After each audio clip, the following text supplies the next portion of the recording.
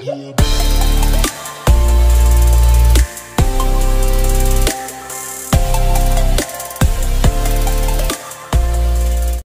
guys, welcome back to my YouTube channel Dhruv Jyotish vlog. Aha koro kolore bhal, moru bhal, aro ekdom sobotke prothomate sorry সকলকে বহুত দিন video দিয়া হোৱা নাই, বহুত দিন ভিডিও বনোৱা নাই। খুধে আসলতে মানুহে আজিকালি যে কিয় ভিডিও আহা নাই, ইমান দিন কিয় ভিডিও বন্ধ হৈছে। ইভেন মোৰ ফ্ৰেণ্ডৰ মাক বাপেকো সুধে যে কি হ'ল ধ্ৰুৱ তো বহুত দিন ভিডিও বনোৱা নাই। সো ভাল লাগে বস্তুটো।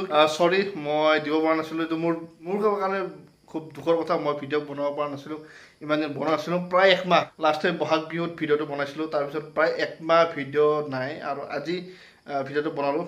এতিয়া আচলতে ৰাতি হৈছে।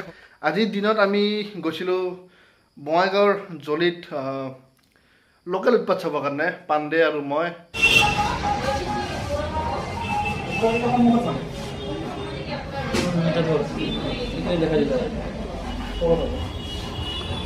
টিকেট হেৰি 200 অনলাইন কাটিছিলোঁ, দেখা ল'ব না। চলো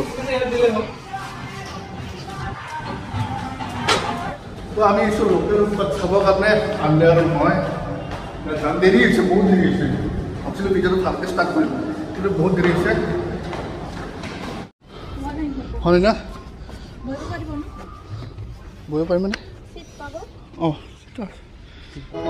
Wah, Devendra, notun gari. Hey, second hand gari. দ্বিতীয় বাগা চুলাটোৰ ভিতৰতে কোন এটা 30 টকা আছে।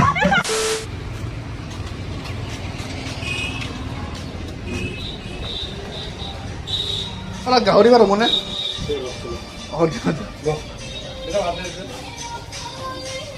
বহুতলৈ ভাত খাব আহিছোঁ।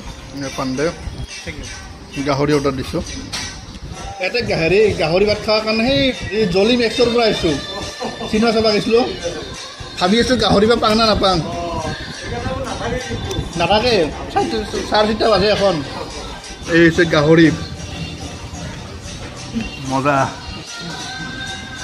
এইখন হৈছে বঙাইগাঁৱৰ হোটেল নবৌ। এইটো হৈছে বাছ ষ্টেণ্ড, এইফালে বাছ ষ্টেণ্ড বঙাইগাঁও ৰাস্তাটো। বাছ ষ্টেণ্ডৰ ঠিক অপজিটতে আছে হোটেল নবৌ। এতিয়া খানা খালোঁ, বৰ ধুনীয়া, বঢ়িয়া লাগিল।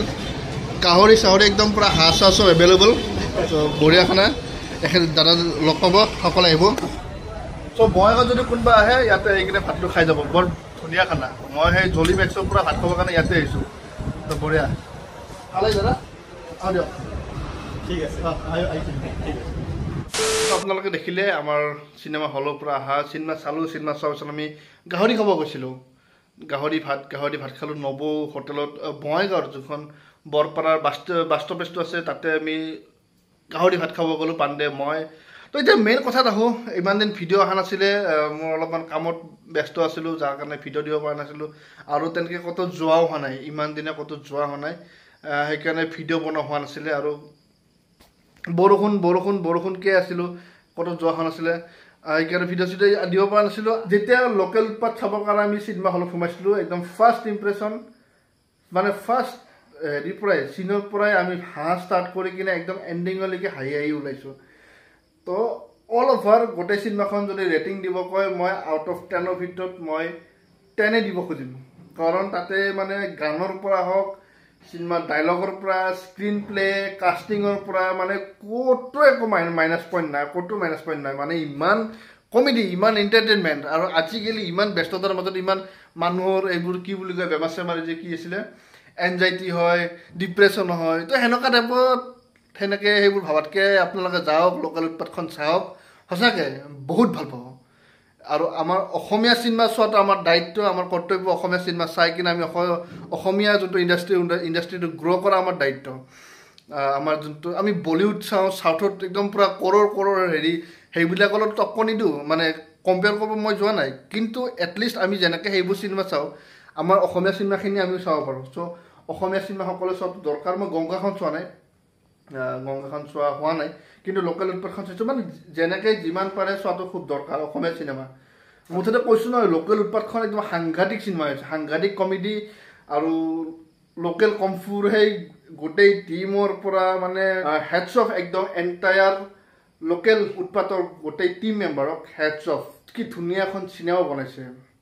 আৰু গানটো উৎকলদা তাৰপিছত সবিষ্টাবাৰ যোনটো গান মানে কি কম মানে এভৰিথিং ফাইন মানে ইমান অসম হৈছে গোটেই চিনেমাখনত এটা এটা মানে ডাইলগ এটা এটা হেৰি ইমান মজা তো গোটেই সেইকাৰণে কৈছোঁ আপোনালোকে চাওক অসমীয়া চিনেমাখন চাওক ইমান ধুনীয়া এখন চিনেমা হৈছে চ' সঁচাকৈ মিছ নকৰিব এতিয়া চাগে হয়তো বেছি দিন নাৰাখিব নেকি হলত যদি ৰাখেতো খুব ভাল কথা কিন্তু যদি চোৱা নাই সোনকালে টিকেট বুক কৰক আৰু চাই লওক খুব ধুনীয়া হৈছে আৰু এইখিনিতে এটা কথা কওঁ যে আমাৰ কাৰণে প্ৰাউড মুমেণ্ট আমাৰ অভয়পুৰীৰ কাৰণে আমাৰ বা যিখিনি মই নিজকে ৰাইডাৰ্ছ কমিউনিটিৰ বুলি নকওঁ কিন্তু যিখিনি ৰাইডাৰ্ছ কমিউনিটি আছে সকলোৰে কাৰণে এটা প্ৰাউড মুমেণ্ট আমাৰ ইয়াৰে কাৰণ কিয় আমাৰ অভয়পুৰীৰ ল'ৰা এটা আমাৰ মোৰ ভাইটি হয় বিমন তাক দেখা পাইছিলে মোৰ যোনটো মোৰ একশ্যন কেমেৰাৰ মাউণ্টটো সি হেলমেটত যোনে লগাইছিলে বিমন সি আজি অভয়পুৰীৰ পৰা ওলাইছে